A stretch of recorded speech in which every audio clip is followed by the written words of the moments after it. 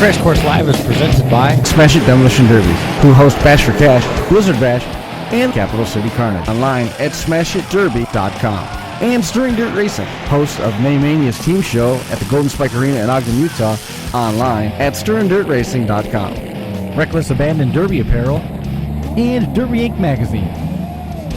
This is the Crash Course Demolition Derby podcast, recorded live at the FingerLakes1.com studios in downtown Seneca Falls, New York.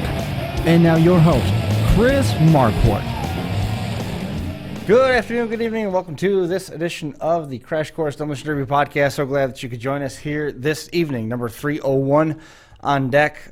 Big thanks go out to Finger Lakes 1. They made a very nice post about the show and the start of it back in September 6 years ago, and celebrated with us in episode number 300 last week. And one of the statistics, Brian, that blew me out of the water was the show has been downloaded over 500,000 times.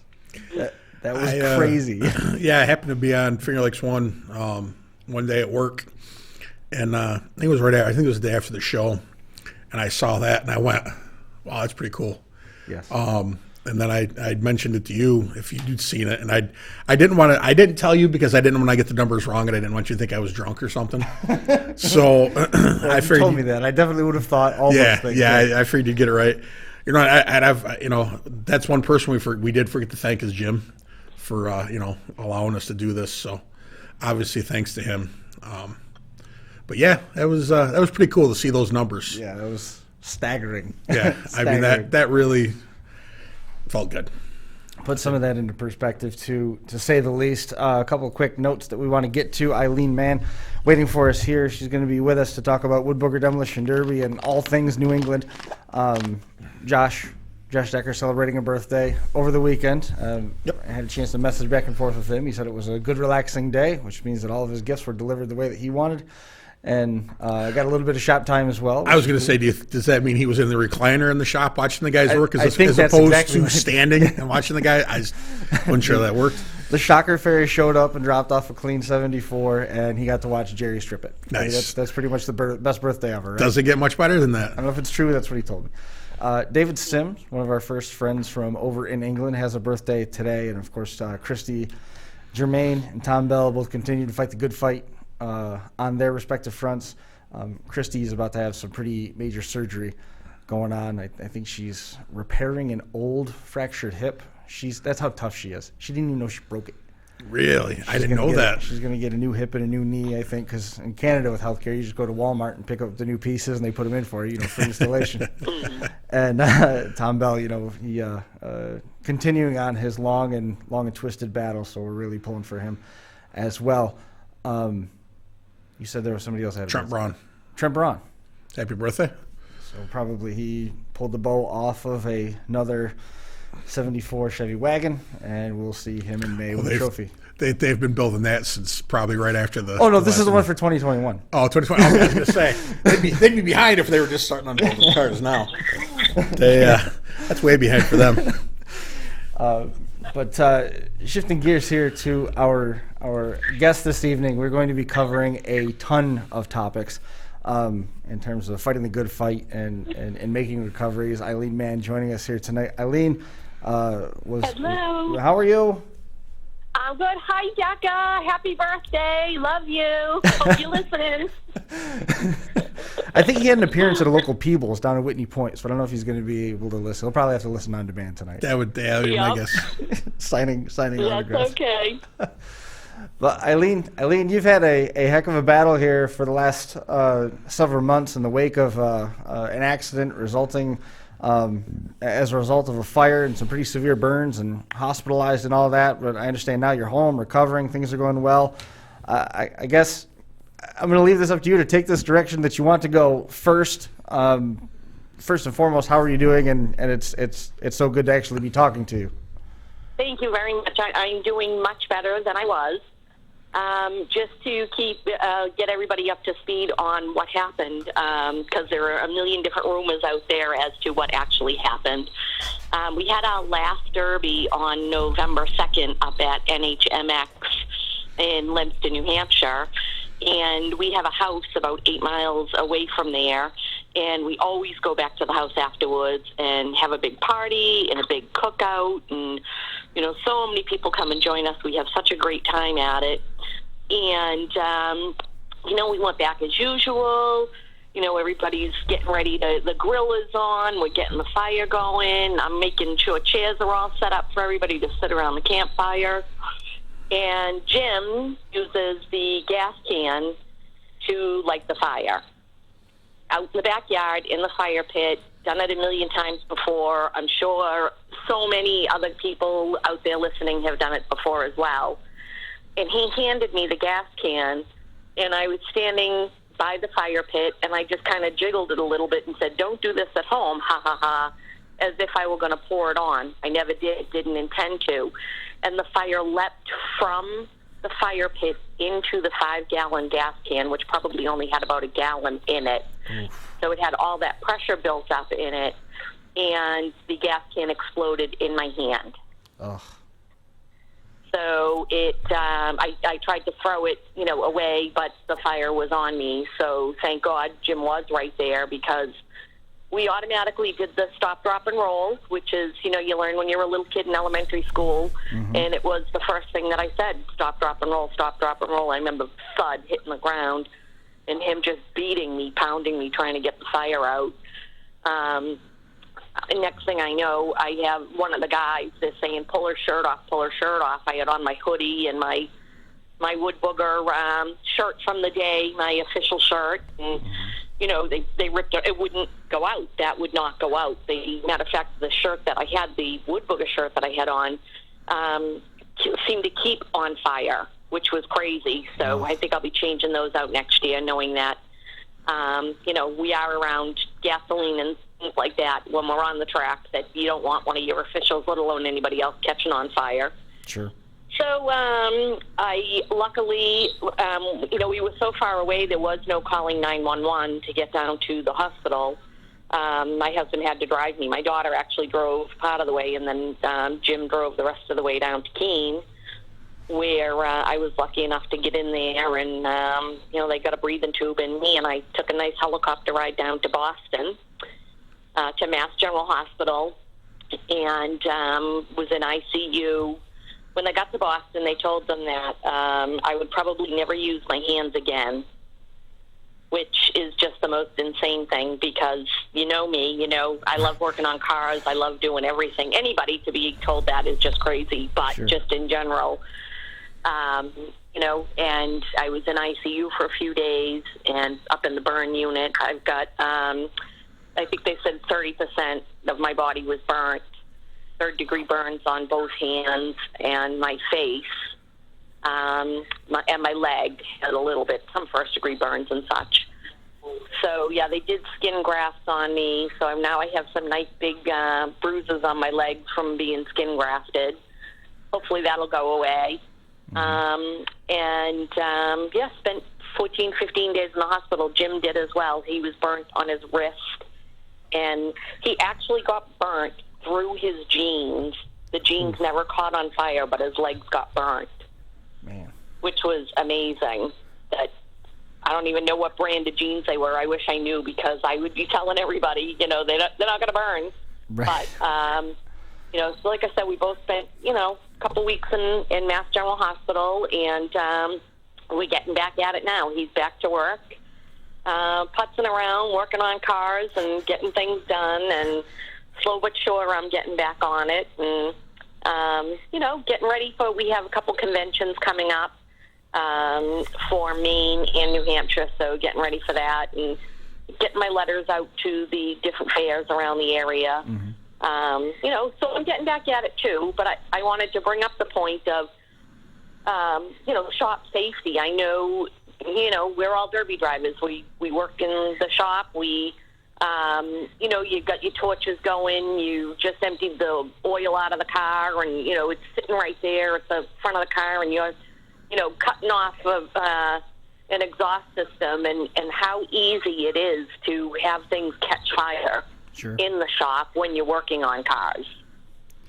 I just want to make the point for people to stop and think about what you're doing. Right. First of all, don't ever use gasoline to light a fire, because that's just stupid. I won't ever do that again, and I've done it a million times. And now when we're in the shop building cars, it's going to make us way more aware of what we're doing and where the grinder is, when you're grinding something, what's around you. The fire extinguishers all accessible. That's something that's huge. Do you have fire extinguishers in your shop, in your garage? Some guys are out working just out in the backyard on the ground. Do you have a fire extinguisher nearby? It's just something to think of. It's something that, it's made me think. It's made me stop and think. I didn't know why this happened to me. I didn't know, what I was going to get out of this happening to me. And that is certainly something that I have learned and now thought of and now can share with people, and hopefully people will get that and stop and think the next time they're going to build a car as to what they're doing. You got some of your mobility back at this point in your hands? I do have all the fingers work. Everything does work, so Mass General was wrong. Thank God. Right. My little pinky is off in right field. He's on his own over there, but hopefully I need to get some surgery to relieve the pressure from where they did the skin grafts. They're very tight. Sure. So they were telling me that once they can relieve the pressure, hopefully Pinky will go back over to where it belongs. Right. And, and it's funny because it's on my right hand, so shaking people's hands is awkward now because Pinky just doesn't go there anymore. So, and my sister said the other day, you don't have to shake people's hands, I'm like, yes, I do. I'm perfectly fine. Just Pinky's not involved in it anymore. Whatever. It is what it is, Yeah, So it'll be better. I will be better, and be back at it. And my hair is gone. That was another thing. If any of you guys know me, long blonde hair, been forever. And I got to the hospital and woke up in intensive care and said to the nurse, "So how bad's my hair? How bad's my hair?" She said, "Do you want the truth?" I said, "I do." She said, "It's gone. It's all gone." So I currently have a, little boy's whistle that I'm growing into. And, I was out to lunch today and the bartender said, "Oh, my God, you cut your hair." And I'm thinking, what the hell would I ever do that for? I have gorgeous long blonde hair. What the hell would I shave my head for? And it's like jet black and gray. Oh, no. Well, who knew I had gray hair? I suppose being married to Jim Mann for 17 years has given me a few grays. I know I turned him gray, but who knew? So it'll grow back, and hopefully by the summertime I'll have a long blonde ponytail again. We'll see what happens. It's when major accidents like this happen. Up until something like that happens, you kind of take things for granted. Yeah. My father-in-law was killed in a farming accident. And before his accident, I would go underneath cars all the time without jack stands, all the time. Right. Changing gears at a racetrack. Got to get them done quick. I ain't got time for jack stands. Under a derby car, just doing something quick. Under road cars, trucks. Always do something. Just doing it quick. It's when the accidents happen. That you go, hey, just one little second of safety can really. Right. About haste. Mm-hmm. Haste makes waste. It matters. It really, truly matters. I mean, I know even on the lift, I remember having a car up on the lift and, with no jacks underneath it. And all of a sudden, one of the arms let go. It only came down one click, but it's enough to scare the shit out of you. Oh, absolutely. And absolutely. You've got to do it. You have to be safe, and we've got a large population of derby people out there. We really have it all over this whole entire country. We've got a large group of people out there, and the message needs to get out. Like, we've got to start practicing, the safety stuff. Yeah, and unfortunately, that's one of those things that it definitely makes me not. I don't know. It bothers me that so many people will cut corners when it comes to safety.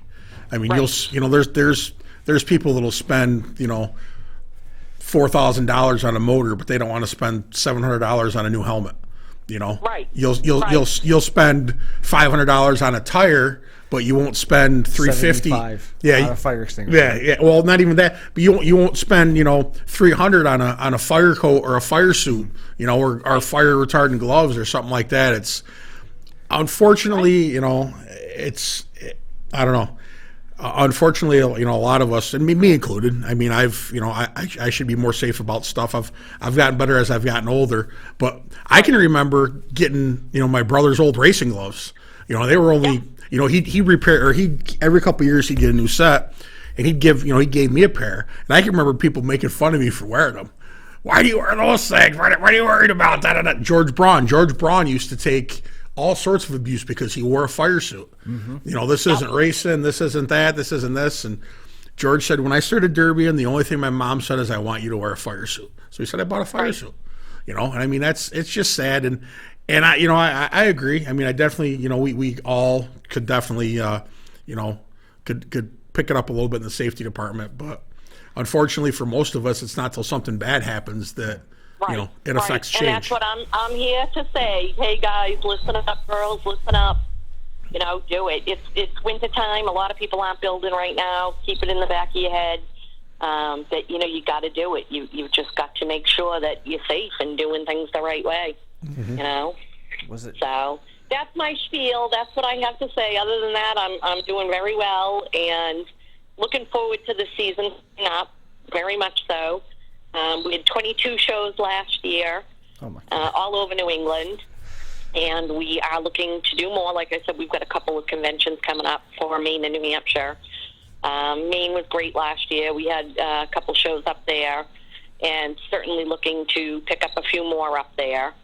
So that will be nice to go up to the convention. And, and up there especially, even no matter where you are, the word spreads about how you are as a promoter and how your show goes and, how you treat people and things like that. And, one fair talks to the other fair about, hey, how are they? What'd you think? Absolutely. And it goes a long way. It certainly goes a long way, with us getting different shows and things like that. So Sure. I'm looking forward to that. Reputation and character mean a lot in the sport. Yeah. So Big we time. had the Northeast Championship at Brockton Fair, $10,000 to win, our little stock derby, 80s and newer cars for that one only. And who was it? The Toyota Camry won it, right? Yeah, 2 years in a row we've had a Toyota Camry win it. Over the big cars even. We allow the big cars and the little cars out there at the same time. I know a lot of shows don't allow that, but we do. And, 2 years in a row now we've had Toyota Camrys just go out there and croak people, and it's been so exciting. So, and I'm announcing now, so that's even more exciting for me because as the announcer, I laugh because I say all those years that I was standing there holding a flag, I finally get to say all the things I wanted to say while I was on the track, just waving the flag. Now I can, spew anything I want. And, and it's very hard sometimes. You know your audience, and there's little kids out there, and if you know me, it's a little bit difficult once in a while to make. I gotta watch what I say, but other than that, it's so much fun for me to be able to talk about what is the drivers' meeting. These people see us doing a drivers' meeting, and the people in the audience have no idea. Sure. They're there just to watch crashing cars. Mm-hmm. But they don't know what we talk about in the driver's meeting, that, we talk about there's no hitting the driver's side door. In that as drivers, every one of us has hit a driver's side door before, and we've all got hit in the driver's door. And if you do it, you're going to get a warning for it. You do it the second time, you're out. But at least acknowledge the person that you hit. If you know you hit them in the door, at least acknowledge them. And I see that. I do see people doing that, going, oh, shit, I'm sorry. I didn't mean that. You spun around, I came around, and that it happened, So I think at least that, having the acknowledgement part of that, helps a little bit with, not kicking people out because they hit someone in the driver's door. And I ask questions of the people in the audience. What do you want to know about demolition derbies? We start all of our derbies with the Woodbooger handshake or the gentleman's touch, which is something that we learned up in Canada. when we were up watching the Derbies with Chris Hill up in Canada. And, and they just start with a little love tap. Right. And you go. And why do we do that? People in the audience want to know, why do we do that? Well, because, I don't know how many times I've been sitting there and on, the word go, a knucklehead behind me who's never driven in the Derby before goes 900 miles an hour backwards and destroys my car, and now I'm sitting there. Or gives me whiplash and drives off and, goes and hits someone in the driver's door. It just helps so much with the few little things of, like I said, not getting wrecked right off the bat. There's nothing worse than saying go and getting destroyed on go. You put so much time and effort into it, you at least need to get the back up.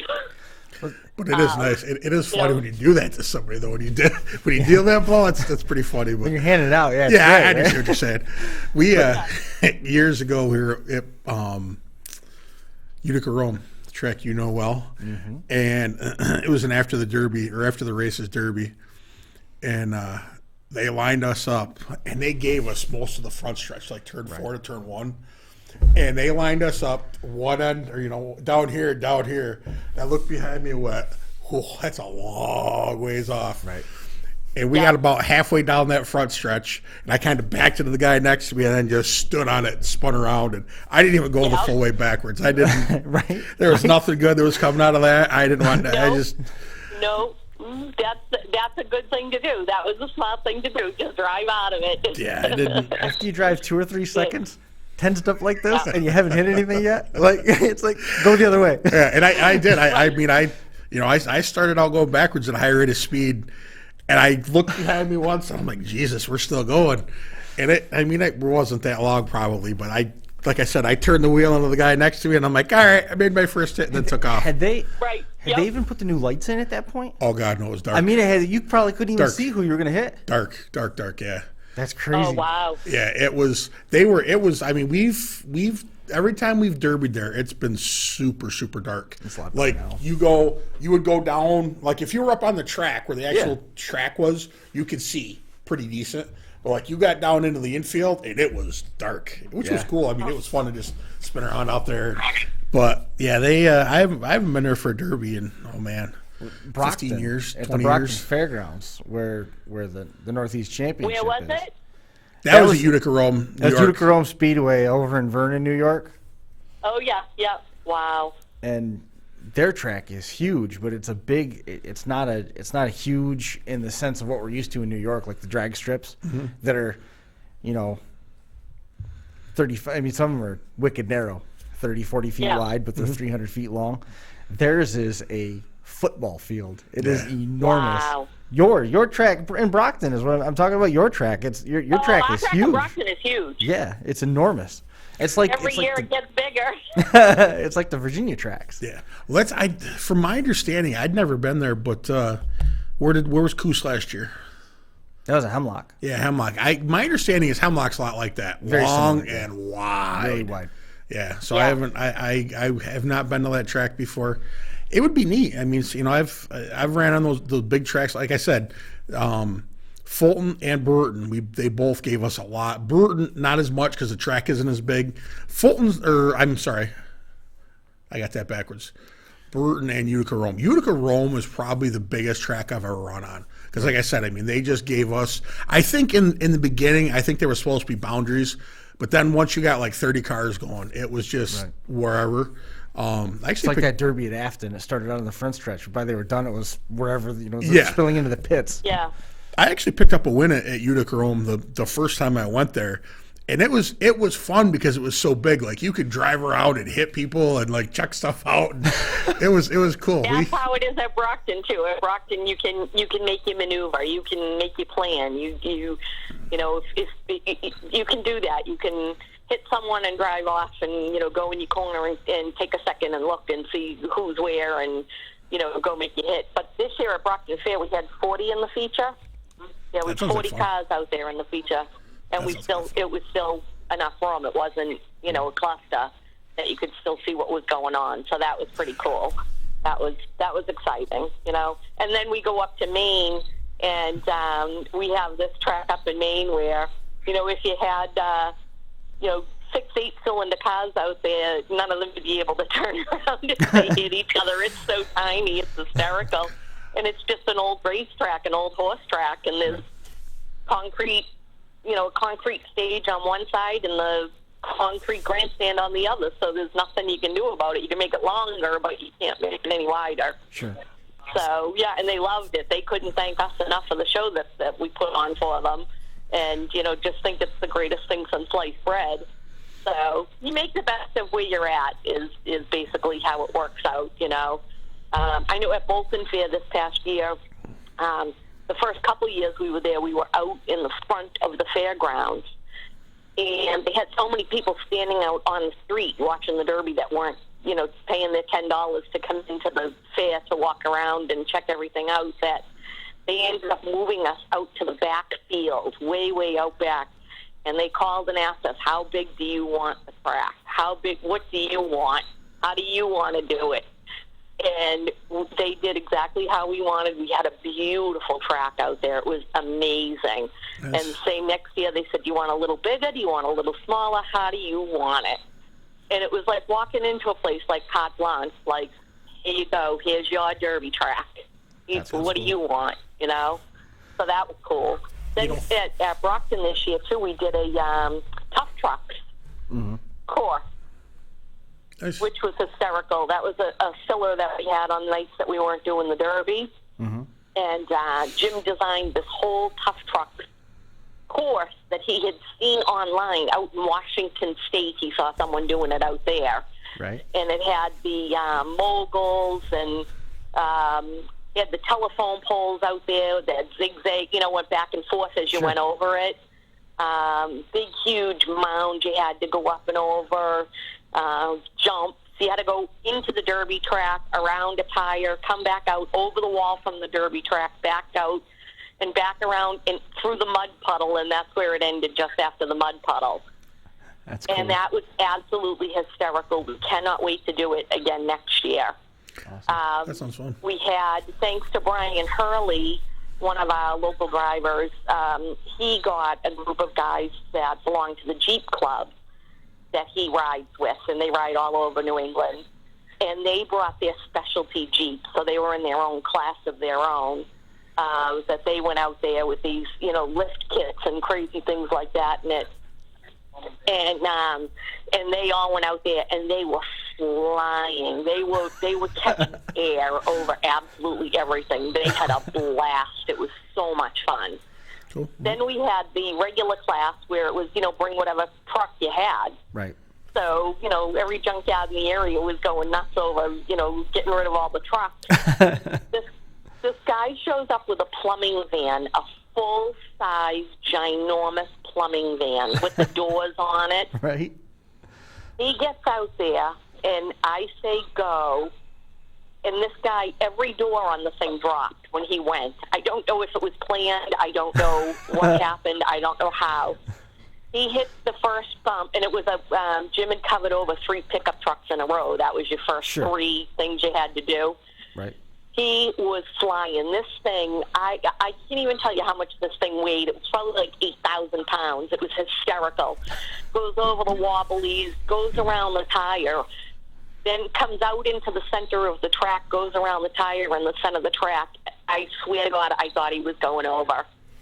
He was on 2 wheels going around this tire in the middle of the track, and every door on the thing was flapping up and down. It looked like he had wings flapping up and down the whole time he was out there. They had so much fun. They got right back in line and couldn't wait to do it again. Didn't somebody do tough trucks around here this year? What's that? I was asking Chris. I know we've had them in different intervals. Yeah, I thought somebody local did tough trucks this year, but I can't remember. The one that stands out to me was was Broome Tioga. They did them quite a few times down that way. But I thought and this year I know somebody added one, and I can't remember where it was. Yeah, I remember that conversation. You were going to ask a question a minute ago. But. No, I was thinking after I mentioned Utica Rome's size track, then I thought of the State Fair. That might be. That was what came when you said that. I'm like, that was bigger than the State Fair. Yeah, then I forgot that I'd made it there a couple times. So, I guess it might be the state Yeah. fair, but yeah, them stadium or them tough trucks do sound fun. I mean, get a truck from the junkyard. It's a and go. riot. It's different than doing the derby. Afterwards, we did derby them. Whoever wanted to derby went out and derbied them afterwards. So we had a nice truck derby afterwards, which was awesome. That's always exciting. And, we can't wait. We're hopefully going to be able to do it up in Rutland next year. We're looking at doing that, adding that as one of our dates also, up at Rutland Fair. The Northeast Championship is a fresh car feature, right? You got to bring a fresh car to the main. You can't have anything that's pre-run, correct? Which one? Brockton? Brockton Fair, the Northeast Championship. You can have a wrecked car. It doesn't have to be a fresh car. Oh, okay. All right, interesting. But where it's over the 7 days of derbying. So if you win on the first night, you qualify the first night, and you're qualified, so you can bring a fresh car that last night. We also let people drive, as many times as you want. I know some of the other promoters out there, once you win, on a multiple night show, you can't run again. And we're not like that. If you win, you eat again, so the second place guy goes to the feature. Who cares? Right. We want everybody to have fun. We want everybody to drive as many times as they want to drive. That was one thing when I was driving back in the day, back at Brockton Fair. If you won the first night, you were done. That was it until the feature. They didn't want my $50. They didn't want, they didn't care. And I'm not like that. I'll take your $50 and come and play as many times as you want. There's a lot of different build types that are available up there in New England, and there's a bunch of different angles that you can come at this from. Maine, I think, is some of the most stock derby that we'll see anywhere, anytime. Yep. These guys are still running with their windshields in, and it's exceptionally stock. But then you've got places like Hopkinton, where you can build. I mean, at one point, I think it was basically dominated by Imperials for a while there. Back in the day, that was all we pretty much drove was Imperials or big old Chryslers. It was a lot of big old Chryslers. Now I think we're not running that show anymore. Right. But I believe that they are bringing that back. And I don't know who still has Imperials around, but they're getting them out your way or down south if they are getting them. But they're doing that like as a modified type of a class. So you got the mods there, and you got the fairly stock rules that come with the Woodboogers Northeast Championship. But the curveball in all this is what Vermont's doing, and you can, I guess, clue me in on if any of this is true. Is there really a motion that's been proposed in the state to eliminate demolition derby as a whole? That I don't know. Okay. What I do know is that last year, for the very first time, and it was just an hour before the derby was to go off, all of a sudden these 3 people showed up, showed us their badges. They were from the state. They were there to measure. They wanted to know how many feet it was from the first row of seats out to the track. They wanted to know, what the helmets drivers were wearing.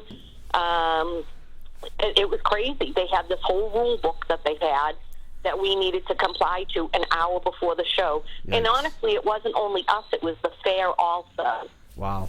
They had these people out walking around the fairgrounds an hour before the fair was to open, going through these rule books of things that, were ancient. And I'm saying, I want to know where the rule is. You need to show me the rule, because that's bullshit. So we ended up having to move the front barrier back by 8 feet in order to meet the guidelines of, it was, I believe, a 30-foot barrier from the front barrier to the first seat is 30 feet. Gotcha. And, you get to these other tracks up there where it's an old horse track, literally an old horse track. I know at Barton and Lindenville both are literally, just like the one we go to in Maine, it's an old horse track. There is not 30 feet. The track is right there. You're on a concrete wall. You're overlooking the track. There's not 30 feet. There's not 30 feet to move back. There's nowhere to go. Right. So the tracks like that are going to have a huge problem. Sure. They're really going to have a huge problem. I don't know what they're going to do. But were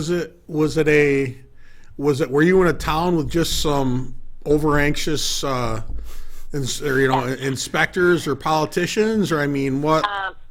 An over anxious, brand new, on the job young lady who came in with the two old geezers that have probably never been to a demolition derby to measure anything. Gotcha. And yeah, the guys were mad at her that she was making us do all of this stuff. And we were the first fair they hit, and that was in August. Interesting. And they were the first ones that, you know, we were the first derby for them to show up at. So any show after us. Yeah, you know, and we were probably the only one that actually were able to comply to their rules. Yeah. Because, like I said, some of these other places, there's not 30 feet. There's just simply, it's impossible. It's not there. Yeah, sometimes. So I will look into whether or not, you know, there's actually going to be, you know, a ban or an outlaw on it, because that's just ridiculous. For what? Why? There's no reason. There's, you know, right. And that's why we have insurance. We have insurance for our drivers. We have insurance for the people in the pit, and we have better insurance for anybody sitting in the stands. Yeah, sometimes it's just an over-anxious zoning officer. I know right. A guy I work with, he was telling me today, last summer he built a shed, like down here, the Amish sheds, you know what I mean? I know exactly what you're talking about. And he built his own Amish shed, basically. All of a sudden, he goes Friday, he gets home from work, and he gets an official letter from, you know, the town that he lives in, you know, full name, middle initial, whole 9 yards. While reviewing an aerial photo of your house, we see that there's a new shed that wasn't there before. We checked, and you never applied for a permit to build said shed. You are to respond to this letter within so many days, and you know, you could be fined up to this much money. And he's like, so either they were bored and got on Google Maps, or they had drones out. He's like, it's the only way. He goes, it's behind my house. You can't see it from the road. He goes, I'd called the office, and they said no, because it's not a permanent, you know, it's not a permanent building. It's not attached to the house. You don't have to get the permit. Well, somewhere there was a mix-up. So, but I mean, can you imagine that? I mean, it's. Can I imagine that? Yes. Yes, I can. You've had some issues. Yes, I forgot I can. one. I can. Yeah. Where I live, I don't know. People just leave me alone, so I kind of like it. I'm sorry, Chris, I forgot. My dad built a tree house for the kids in the backyard at his house. Kids meaning grandkids. For not like when you and your brother were little. Your grandkids. No, we had one of those pressure treated crow's nest things. Cool. That you know, basically the designer of that hated children and wanted them to break their arms. Yes, absolutely. You know what I mean? Like, so we had one of those, but the crow's nest has been torn down. The swing set portion is still around. That's actually now butted up to this tree house. It's half walls with a 8-foot roof, half walls, one full wall in the back and open front. It's anchored to the ground on top of basically decorative stones. There's no foundation. And then he built the treehouse portion fully enclosed, and he put electric up to it with 3 windows and a roof and a sliding barn door. It's as tall as the house. it's as tall as the house. But man, the neighbors threw a fit. They got so mad.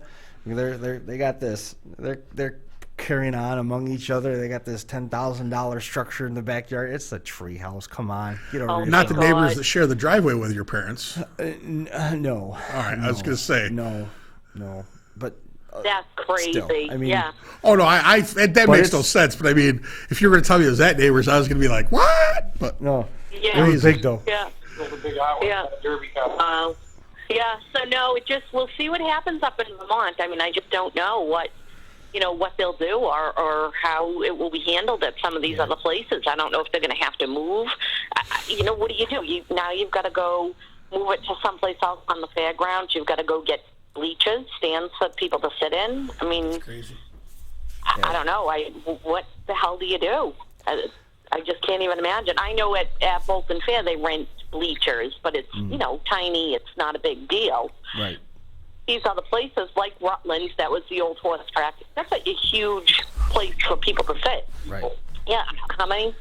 Yeah, holds 3,000 people. Not that you get 3,000 for a derby, but that's what these places hold. And what are you going to do with these people? Sure. How about for moving out of Vermont and focusing more on Brockton Fair? itself, is there any change? Is there anything coming? With 44 cars making it to the main event, it almost seems like there's enough to justify splitting full size and compact at this point.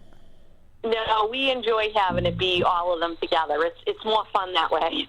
So there's one feature, 10,000 to win. Everybody's in there together. Yep, 10,000 to win. Everybody's in there together. Yeah, we're going to be working on our sponsors. That's that we do during the winter too, is get out and contact all of our sponsors, make sure everybody's still in. All that money does come from sponsors. That's something that we are really big on at all of our shows, is getting sponsors to chip into the prize money. We don't take any of that at all. That goes right back to the driver. So, if we have, like Bolton Fair, for an example, is $1,500 to win. When we got an extra $500 from sponsors, and it was $2,000 to win. Wow. You showed up that day thinking you were getting $1,500 if you won, and you went home with $2,000. That's not bad. Yeah, that's always cool. That's a great way of doing things. So I enjoy that. I enjoy talking to the sponsors and getting people on board with us, and letting them know what we do and how we do it, and things like that. So we have our like Brockton Fair or the Vermont State Championship, up in New Hampshire, the championship. Jim makes all the trophies homemade still for the big, the big champion trophy. So you're getting a nice 6-foot trophy, homemade with wood from a tree from the yard, type of thing. And so, those are beautiful cool. too. They're gorgeous looking trophies. Yeah, it's a piece of furniture. It really is. It'll last you forever. In terms of Massachusetts, is there anything? I'm going to word this the right way because I don't want to insult anybody in Maine, and I mean well by this. Is there any indication from the driver pool that they want to upgrade anything? It still is. It's crazy to me that they run with the windshields in, but it works. It's something that makes sense for them up there. And are any of those guys pushing to try and build heavier or to change anything? They always do. They always do, but our rules are our rules. Jim makes the rules. I type the rules. So, people complain to me. I tell them to call Jim and ask Jim and talk to Jim about it. And he says, no, the rules are the rules, and he has them for a reason. With like Hopkinton was an example. We got in over our heads up there. People were... we had a little bit different set of rules. It was definitely not our basic, take out the glass and go type of rules, like I call it. Sure. It was a modified for a Woodbooger, and people just took it to the next level and made their own rules, and it ruined the show because of it. So and subsequently, then we're not there anymore. But the rules are the rules, and the windshield thing for us, like when we went up to Maine and people had windshields in, that is not a good thing. That definitely is something we don't. A windshield is a bad thing to have in. We used to not care; it didn't matter. And Jim was up at a show up in Vermont, and unfortunately, one of the Derby drivers who had a windshield in his car had a heart attack in his car. Oh man. And it took them forever to get this poor guy out because his door was welded and the windshield was in. They couldn't get in and access him. Right. And he didn't make it. Oof. Boy. He died. And because of that, that is now one of our things that you don't need a windshield. If you want to put screen or put, something over it, that's fine. But we need to be able to get in the car if something happens. I've never, I never understood why people would want to have windshields in a Derby car. Well, it was the way that the rules were written up there. I mean, that's what you could do. Everything was so. But still, I mean, I don't understand how the rule book's a little bit different for the Northeast Championship, right? It allows you a little bit more in terms of the safety, and I don't remember windshields. No, our rules are the same. It is the for same. every Okay. show. Except for the 80s and newer. Okay. Other than that, our rules are the same for every single show. Right. No windshield. We don't allow that. We allow any tire because a tire never won anybody a demolition derby. In my opinion, a tire never won anybody a demolition derby. You can weld the rear end. You can put a shifter in. You can move your gas tank. Bumpers, you can change your bumper. Any bumper can go on. Yeah, it's got to be attached. It's got to be able to be attached to the car. 4, 1 and 12, and no adding steel to it. Gotcha. But other than that, I mean, it's like I said, it's pretty basic. It's the rules that we would want to drive with. Right. No, you can't swap your motor GM to Ford. It's got to be the motor that came, the same. If it's a GM car, it's got to have a GM motor in it. That's one of that's the biggest question that I get asked is why why we don't allow that, and Jim just doesn't allow it. We want to make it for the first time driver to have the same opportunity to win as a 20-year veteran. Sure. Yep. And some people don't like it, and they don't drive with us. They can go wherever they want to go, but every year we're having more and more drivers come, and especially like Brockton Fair. We still, I don't know if you remember, Chris, we do rental cars. Yep. Oh, yeah. At Brockton, and we still do rental cars. I think this year we did like 60 rental cars. Oh, my. Which is nuts. I mean, and these people come and knock the glass out right there. We will provide them with, torches and things like that. Like, we're very, very helpful with helping these people that don't have any idea to get their car ready. You're not allowed to take the car from the track. It's got to stay right there. The vacuum's there, so vacuum out your glass, clean up your mess, put everything in, the dumpster or on the ramp truck. Jim will go bring it to the junkyard. So it's a lot of fun. That's still something that is huge, and we get asked all the time if we can do it at other tracks. And wow. It's difficult because Brockton's our hometown. We can do it there because we can take a week to clean up if we need to afterwards. We can take the time to get the car back over to the junkyard. We can, so it makes a difference that we have it there, that it's a unique situation. And I love it. I personally love it. I have a blast. You go over the week before the whole thing starts and, hang out for the night and, like I said, give pointers on what you should do and how to do it. Loop your tranny lines. That's a big one. We make sure we loop the tranny lines. That definitely cuts down on fires by doing that. And we love it. We have a blast doing that. Oh, check this out. If you want to come, you're more than welcome to come. You can bring your camper and camp right there with us. We're there every single night of the fair, and it's a great time. Brockton Fair is really a great time. So Tommy Woodbury is listening right now, and he sent me a link to the Caledonia County Fair Demolition Derby page. And 2 hours ago, they posted an update, and it reads, we are still in discussion with the state. We have hired some engineers and getting support from local math and science experts to prove that what we have for barriers, distance, and elevation should be more than sufficient to meet a safe setback. We have to prove this with documentation and see what happens. We have to change a few other things, but that's minor compared to this. I will let you know more when I do. Thanks for everyone that signed and shared the petition. And there's already 11 comments on it. There's 15 shares. People are really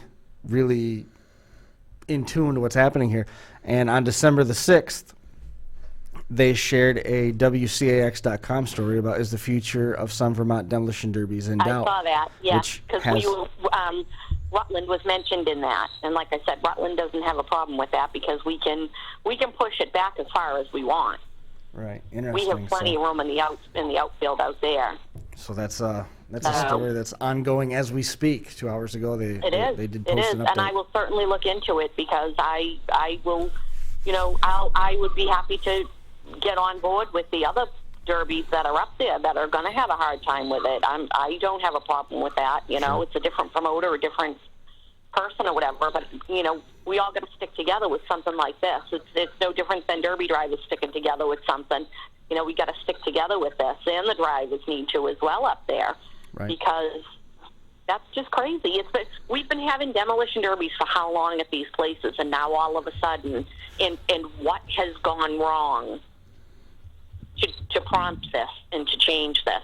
That's what I would like to know. Right. Well, If any of my Vermont peeps are out there and you can tell me why, I don't know. It doesn't always necessarily mean that something bad had to happen. It just had to mean that somebody decided they didn't like it anymore. No, absolutely. Right. You know, That's what it is. I mean, like I said, 9 times out of 10, it's just a politician or it's somebody that's, looking to make a name. Yeah, make a name. It's Right. Yeah, like I said, it was a woman who had just come on the job. She had literally just been on the job 2 weeks. Wow. When she showed up at our derby. Nothing about them. And knew nothing at all whatsoever about Demolition Derby. Sure. Nothing. You know, It was just crazy. I'll be happy to put her in a derby car. I will build a derby car for her and put her in it and let her get out there. She needs to see. She needs to see what she's talking about. Before you go and pick on people, figure out what they're doing. Sounds fun. right? That's Absolutely. what a way to win people over. A couple politicians I like to put in a derby car myself. Why not?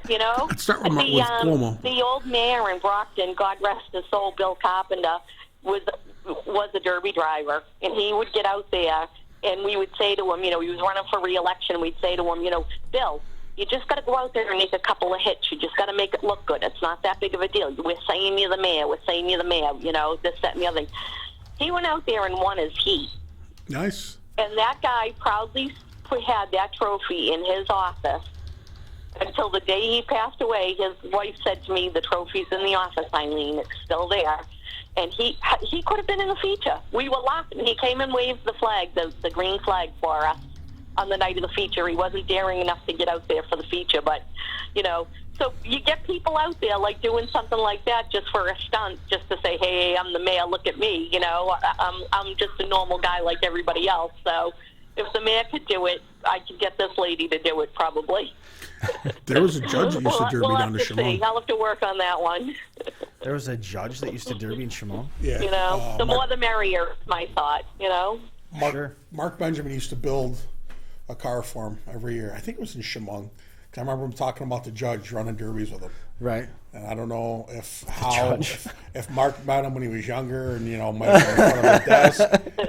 I don't know exactly how it worked out, but there was a judge who used to derby down that way. And he was into it. Like he was a derbier. He got out there and was running, hard. And yeah, it's Mark and his family don't live in town, right? No, I mean, they had a huge plot that was not subject really to the they live same rules as if you get off the Chemung exit, you go. Trying to remember past the gas station and out. It's out there a little ways. And they own a nice sized piece of property. And Mark showed me pictures after when I started hanging out with Mark. He became friends with Mark. He still had a decent amount of cars there, but he showed me pictures of when he was a kid, and there was hundreds of fresh derby cars lying in this area. So, and if he would have moved all those and put salt licks and some soybean plants out there, he would have monster bucks. He's already got monster bucks. He doesn't. He's good there too. They wrecked all those cars. Hundreds of cars probably led to hundreds of wins with that family. Mm-hmm. So it's true. Yeah.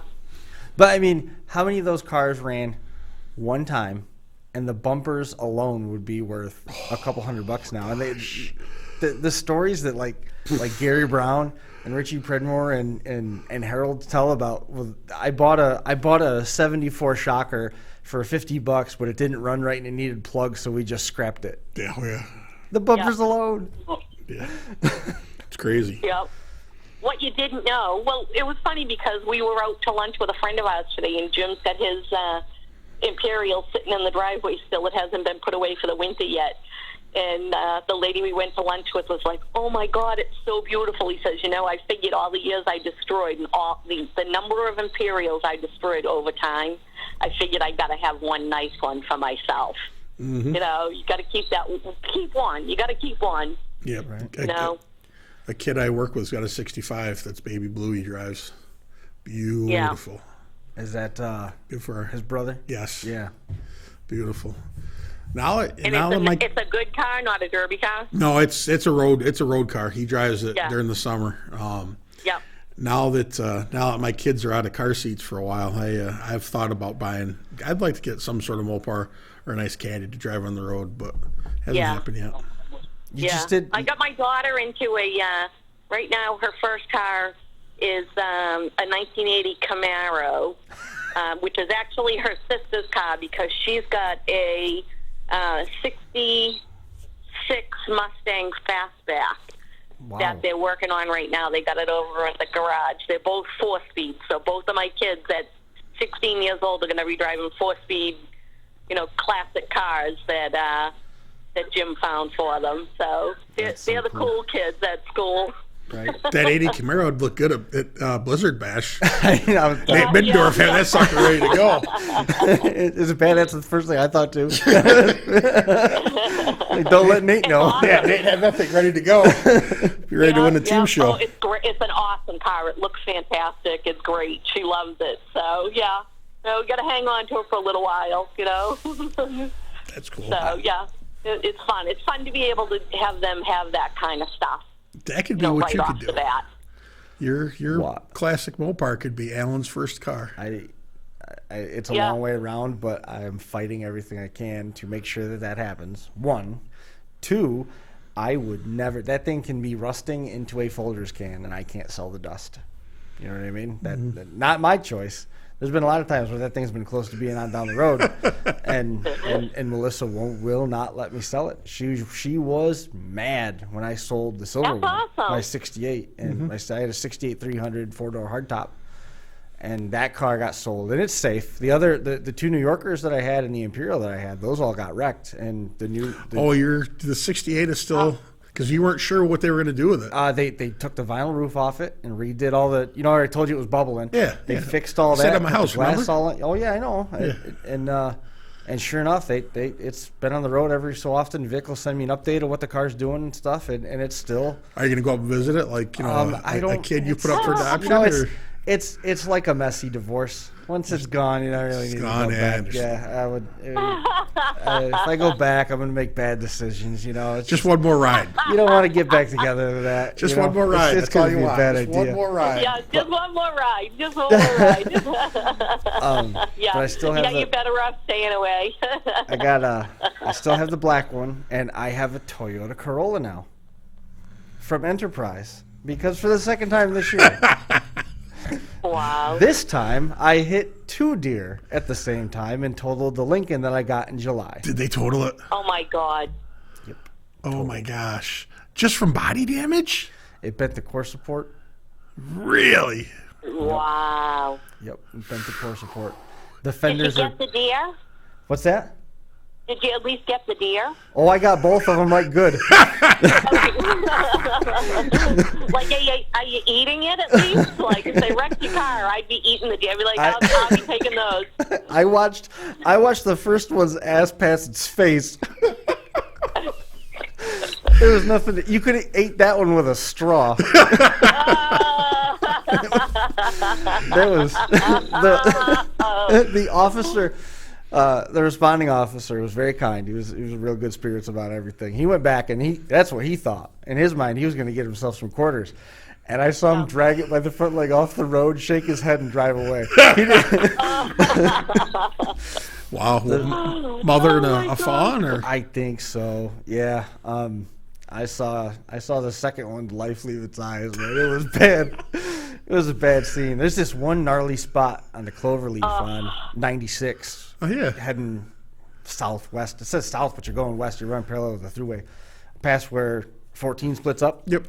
And the guardrail stops, and then both sides of the road dip down into these 2 houses' yards, and it comes back up by their driveways, and the rail picks up. And they came up right next to the driveway on the right side. So they went from non-existent to in front of me. And it's the right side fender's pushed back so far that I can't open the right side door. Wow. But I sent the pictures to Donnie Hartzell, and he said the frame still looks good.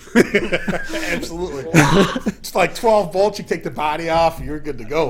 I had to send the pictures and the description off to insurance. I finally got the links and stuff because you're your own adjuster now. I had to take all my own pictures. I did that with my truck. That was a real so what am I paying for moment. Yeah. But anyway, Yep. I sent them all the pictures and stuff. And we're waiting to hear back. They're asking all the same questions now as they did when they totaled the van. So I don't know what we're gonna do. But I got a rental car right now from Enterprise, another Toyota Corolla. But I got the extra coverage, and wouldn't you know, after I got the extra coverage on it, no rocks went through the windshield of this rental car. That's a good Oh, thing. God. Yeah. I had the rental car back in May. I had it for literally minutes, and I passed an 18-wheel dump truck coming from the landfill in Ontario County, and a rock the size of a baseball was wedged between the duals, and it spun loose, and it went through the windshield of the rental. Somebody died like that. One of my teachers. Yeah. Yeah, it was bad. And when I went to the landfill, Wow. went to the landfill to talk to them, they're like, "Can you prove it was one of the trucks?" I don't know how many landfills are there. Yeah, those landfills don't want to hear that they've done anything wrong ever. Yeah, it wasn't a good scene, but nonetheless. That's crazy. Yeah, it was. What was the Lincoln? When I wrecked my van, I knew I had to find something that would be cheap, that was moderately reliable, and had some resale value. So, of course, I went to the 98 to 02s. It was a 2000 Lincoln Signature. Had 82,000 miles on it. Yeah. Are you coming? Wow. Are you coming to get it? Yeah, that's what I'm like, what can I use it for? You could make it a rental car for a politician. Yeah, right. I can fix that up. That's awesome. Wow. Yeah. No, you can let that one go. We'll find another. Yeah. That's crazy, though, that happened. My God. Yep. Brian, how many Need deer? to have What's that? Need to have a talking to with the deer up there and tell them stay the hell out of your way. Well, I'm not allowed to have silver cars anymore. That was determined. Right? Oh, yeah. Is that what it is? Is silver cars? Okay. My Silver Avenger got shoulder blocked by one of the biggest doe I've ever seen. I tell you about that when the troopers showed up. I had it in a headlock. Yeah. But we fixed that one. But then my van was silver. That got annihilated. That thing, it took the transmission out when I had it. You did a good job with that one. It was a mess. And then this one was silver too. But how many deer did you get this year? None. I didn't have to get up early. I didn't have to get a permit. I didn't have to wear orange. Yours has been a lot more expensive, though. But I got 3 deer. Well, if we're doing it that way, I got 2. Actually, I got like 5. But me personally, but I didn't have to. I didn't waste any money on ammo this year. I didn't fire a shot at deer all year. All you had to do was walk. I was you. just going to say, Chris, all your buddies are out there posting pictures of all the deer they've gotten out in the woods. Yep. I couldn't take pictures of mine because you're not allowed to put that grotesque stuff on Facebook. Oh, it's terrific. It was hooves and paste. That's awesome. Oh, Well, that happens. So anyways, back to Derby. Yes.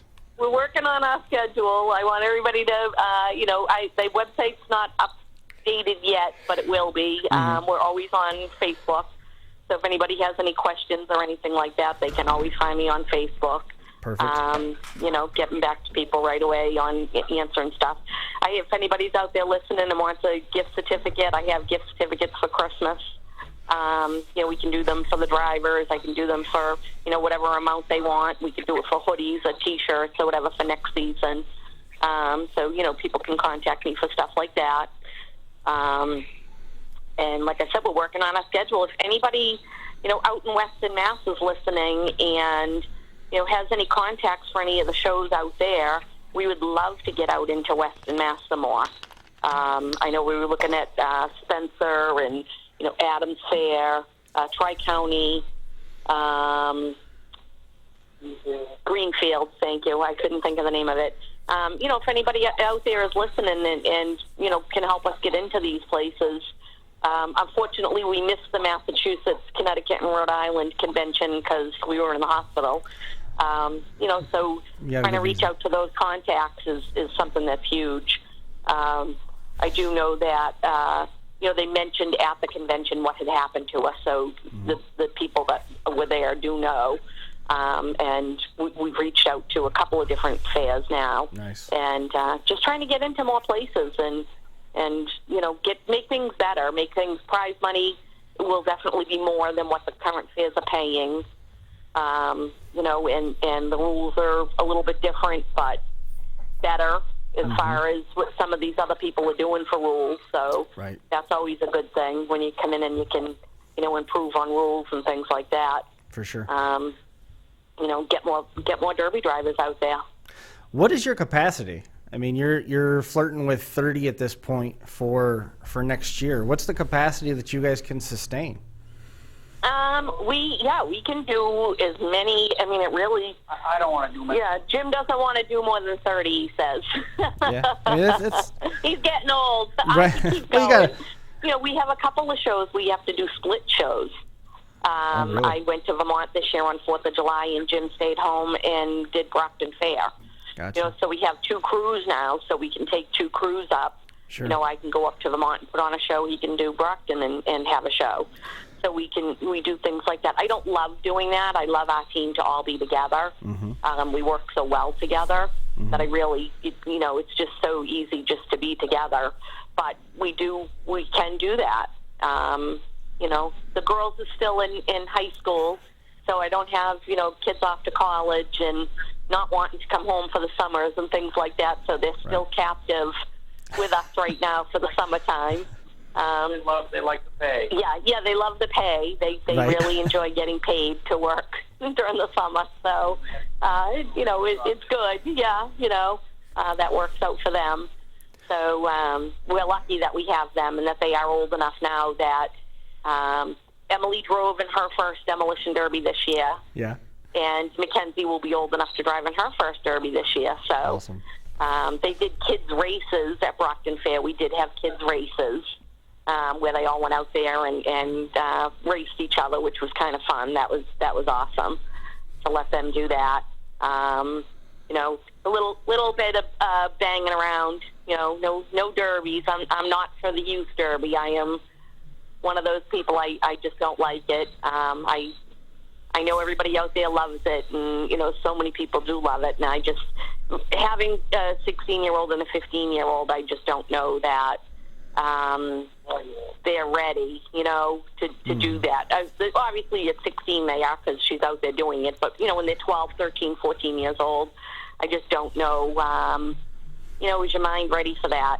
Let alone that I was talking to the pediatrician, the concussion issue. I know myself personally, having had a few concussions driving in demolition derbies, do you want to put your kid through that?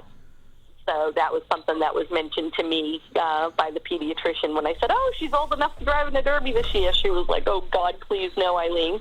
But she did, and she survived it, so there'll be plenty more for her to go and do. And then, like I said, Mackenzie will be coming up, and she'll be doing them too. So, Awesome. But being able to do the kids' races, and then, of course, you always got the Power Wheels, which is just so big. So big. That's so much fun being able to have the little guys out there doing it. Right. I know. Are you guys doing that at all the shows out there pretty much now, yeah. too? Yeah, pretty much everybody's got some element of that Yeah. Power Wheel stuff now. You Yep. know? Yeah. Pretty much everybody's got something. Something. Yeah. Yeah. Yeah, the standalones for So- sure. The fairs are buying into it a little bit more here and there. They're a little Right. bit more. They're a little bit more apprehensive about it. But the standalones, pretty much everybody has it. Yeah. Yeah. Yeah. I love it. I don't mind it, And we've been lucky. Up in Vermont was the one place we had a problem with having kids in the pits. Mm-hmm. We've always allowed it because, we've never had a problem with it. Our insurance doesn't say they can't be in there. So we've always allowed kids in the pits because I had to have a babysitter with my kids up in the stands while Jim and I were in, doing the derby. Right. So, as we started putting on shows and my kids were, 9, 10, 11 years old, they were in the pits. Sure. So I don't have a problem with it. And when we were in Vermont this year, they gave us a very hard time about kids being in the pits. I see. That in that rule book, there is a limit. There is an age that, that might be 15 and under or can't be in the pits. Or, I just think kids that are probably similar to the kids driving in the Derby. The same thing with kids in the pits. If you're a Derby kid, you're a Derby kid. you're smart enough to not get run over out there. And if you're a Derby driver and you know there are kids in the pits, you're smart enough to pay attention. That you know that there are kids out there. Your kid is out there. Your buddy's kid is out there. It's a family participation. I love having families be out, and be able to be together as a family out there. It means a lot to me. So, that's something that's important to us. For sure. So, yeah. Well, that's really, that's the hallmark of Woodbooger right there. Is so much emphasis being put on family, safety, Yeah. and participation above all else. And I hope that you make some more of those contacts. And we look forward to hearing more about it as you guys get closer and your schedule fattens out. Is it something we might be able to follow up with you in the spring and find out a little bit more about how the schedule came together? Right, absolutely. I'm so glad to be on show 301. Well, That's exciting for me. I'm on 301. That's great. Good job. thank you. It's there's been a ton of people that have helped us get to this point, and I can't wait till we can do number 400. It's Right. It's Yep. Give me a call. I'll be on. I'd love to do it. we'll definitely be talking to you before we get to 401, though. Oh yeah, absolutely. I'm glad you're doing so well. I'm glad that Woodbooger's doing well, and hopefully the Northeast Championship has 50 cars in the future this year. Yes. Thank you very much. We'll talk to you soon. All right. Talk to you soon. Have a great night. Thanks a lot. We'll see Merry you now. Christmas, everybody. Happy New Year. We'll see you later. Merry Christmas. All right. Bye-bye. Bye now. There goes Eileen and Jim Mann with Woodbooger Demolition Derbies. You know they met at the Derby track? I didn't know that, but it doesn't surprise me. I think, they met at a Derby. I can't remember now. I want to say it was Hopkinton, but I can't remember. I want to say it. Maybe. I can't remember for sure. But anyway, full hour. That went fast. Hour plus. Yeah, that went That was very quick. fast. Some extra coverage for everybody on number 401. 301. It is 301. Got a little bit ahead Nice there. job, Chris. Just jumped ahead almost 2 years. Yes, 301. However, I don't anticipate any issues reaching number 401. Nah, we'll be there We'll soon. be fine. 2 years. Unless you fire me. There's only 50 weeks in a year. You're not going to fire me anytime soon, are you? All right, thanks. No, I don't think so. Should I? Probably not. Okay. I won't. Anything else to hit on? Watch out for deer. You say that again. In New York, that's a way to say I love you. No, again. How'd the first brake job go? Well, Grandpa did a nice job teaching, as always. It was funny. We've built race cars and derby cars out of my father's shop for 40 years, and lost a lot of tools. So I said, you know what? I'm gonna take care of Dad. So I went out and got him a whole set of Craftsman tools, like 300, those 300 Giant tool sets, yeah. giant set. Because I've probably lost that many over the years. So I gave it to him the other day, and after telling me that he didn't need it and I should have done it, yada yada yada, he put everything away. Oh no! So we go over and to do Zach's first brake job on his first car. Go in and Zach starts looking and he's like, "Well, here, use this one over here because it's easier to find these here." So I don't know if we're going to be allowed to use the new tools or if they're just going to look at the drawers. We haven't got that far yet. We'll see how it goes. He did use a new ratchet. Yeah. So we'll see how it goes. That's cool. Yeah. That's cool. I saw the pictures. That was neat. Yeah. It was cool. You guys have fire extinguishers in that shop? Yes, we do. Funny story, quick. Years ago, we were working, me and a buddy who's now a state trooper, we're working on a derby car in there, and I must have borrowed torches from somebody. Something caught on fire, and he took off running from the house, or from the shop to the house, right past the fire extinguisher, ran in and got a jug of orange juice and came out and dumped it on the fire and put it out. I'm like, you ran by the fire extinguisher, the hose that's on the side of the house, into the refrigerator. But he got it out, so he was happy. So. Right. Can't go wrong. But No, I can't go wrong. Real fluke accident cost Andy Wolfhanger his house. Yes. Remember that? A couple years ago. And I was trying to remember as we were talking about it. Was it Seth Steinmeier? Yeah. His shop burnt down and they drove the car out. Drove the car out, right? And he won Blizzard Bash with Winter Slam with it. Yeah, or something. I finished. Yeah, Finished up there. top 2 or something. Yeah, he had a great run, and I think Scott Mulder was burned real bad. But I think that was a farm accident. I can't remember now. But it just, and we've seen other shops around here that have caught on fire periodically, and of no blame of anyone. Robbie Brown got burned at Waterloo Bed. That's right. I forgot about that. Yeah. Mm-hmm. It's all scary stuff. I remember taking a picture of Corey Relier at Hartford Fair. Hartford Fair. Didn't he just kind of sit in the back seat and let everything It was a go? Galaxy, and man, he was so calm inside that car, and I couldn't tell if it was that he was that relaxed and confident in the fire department, or that okay to die. It was the scariest thing, man, because that fire kept getting more and more orange, and then the picture looked like it was black and white. It was, but he Corey didn't buy it. went out. Nah, nothing bothers Corey. Not much. Well, happy birthday to everybody. I think we're going to put a fork in this one, call it good. Appreciate Eileen coming on and hanging out with us for a little while. It was great to hear that she's doing well. And of course, we ask everybody, not just today, but always, don't shortcut the safety. It's real nice to have that $15,000 motor, but it's also going to be nice to have some extra fire extinguishers laying around. Absolutely. Now we're going to have to talk about when the next show is going to be, because Christmas and New Year's is... What's the 23rd? So we've got the space budgeted, and then we can go from Christmas through New Year's and pick up the week after. We'll have to discuss if you it. got stuff going on, we can adjust it too. I'll be off, so we can do it during the day if needed. You just got to let me know what your football schedule is. Lifting weights every day. Yeah. So I left early tonight, and the boys were finishing up triceps when I left. Nice. Well, I'll let you get over there so you can pick them all up. No, the mama got them. Gotcha. Well, then how'd you get here? What vehicle do you have? Zach's car. Okay. Nice. It's nice to have a son with a car so I can steal it. 'Cause I don't think that's reverse of how it typically works, but good for you. You played that right. I did. You played that right. Perfect.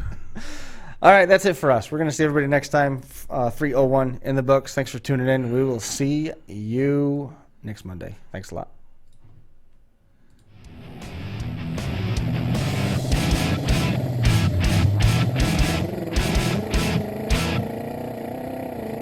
The Crash Course Live is presented by Smash It Demolition Derby, who host Bash for Cash, Blizzard Bash, and Capital City Carnage. Online at smashitderby.com.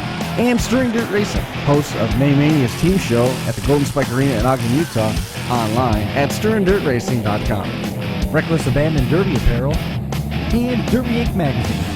This is the Crash Course Demolition Derby podcast, recorded live at the FingerLakes1.com studios in downtown Seneca Falls, New York.